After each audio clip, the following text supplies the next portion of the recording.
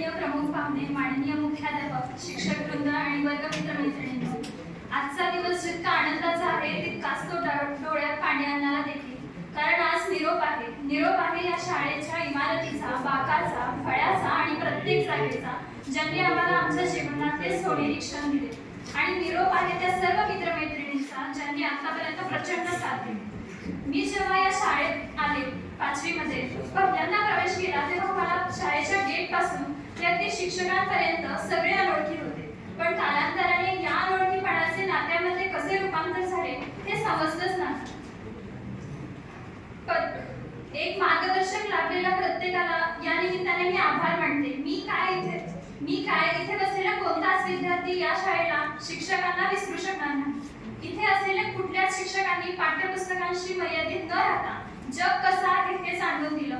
आपल्या शाळेत विविध उपक्रम राबवले जातात. विविध नेत्यांची पुण्यतिथी, जयंती यासंबंधीचे कार्यक्रमाचेही नियोजन केले जाते. गवळी मॅडमनी मला चित्रकलेतला खूप महत्त्वाचा असणारा वर्तुळ काढायला शिकवला. तसा माझा चित्रकलेशी 36चा आकडाच. पण गवळी मॅडममुळे मला थोडी का होईना चित्रकला येऊ लागली. मोरे सरांमुळे वेगवेगळ्या स्पर्धेमध्ये भाग घेण्याचा उत्साह वाढत गेला. त्यानंतर खेळात कितीही अपयश आले तरी चालेल, पण नेहमी हसत राहा, दुसऱ्यांनाही हसवा आणि तणावमुक्त राहा, असा खूप मोठं मार्गदर्शन दुधाळ सर करत होते. संस्कृत हा विषय आज सोपा वाटतो तो फक्त दुधाळ सरांमुळेच. जेव्हा आम्ही सगळे 7वीत आलो तेव्हा आम्हाला समजलं की क्लास टीचर का असतात.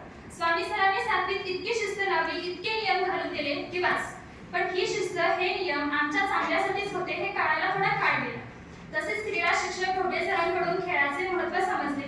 इंग्रजी शिक्षक यादव सर, अवघडे सर यांच्यामुळे मला इंग्रजी सुधारण्यास मदत झाली. तसेच गणित शिक्षिका काशीद मॅडम यांच्यामुळे मला गणिताची आवड निर्माण झाली. कुलकर्णी सर यांच्यामुळे विज्ञानातील प्रयोग काय असतो हे कळले. त्यानंतर जेव्हा आम्ही 9वीत आलो तेव्हा कळलं की मराठी ही भाषा किती अवघड आहे.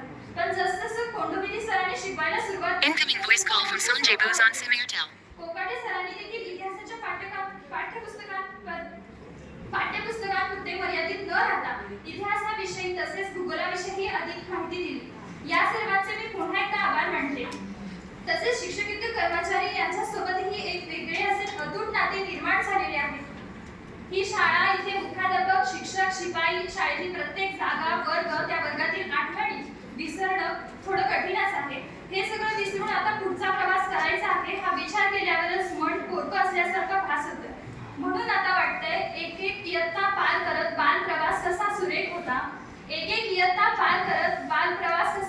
होता. गुण कमी का मिळेना, पण वर्ग माझा स्वर्ग होता. गणिताशी असे कठीण नेहमी, इंग्रजीशी अघोषित सत्याग्रह होता. मराठीची ती अविट गोडी, इतिहासात सनातनाचा बुलबुलया होता. हिंदीची होई चिंधी, भूगोलात मात्र माझा भारत होता. तासाना येई झोप कंटाळा, पण वर्ग माझा स्वर्ग होता. नव्हती चिंता व्याप काही, दिवस कसा उन्हाळ होता.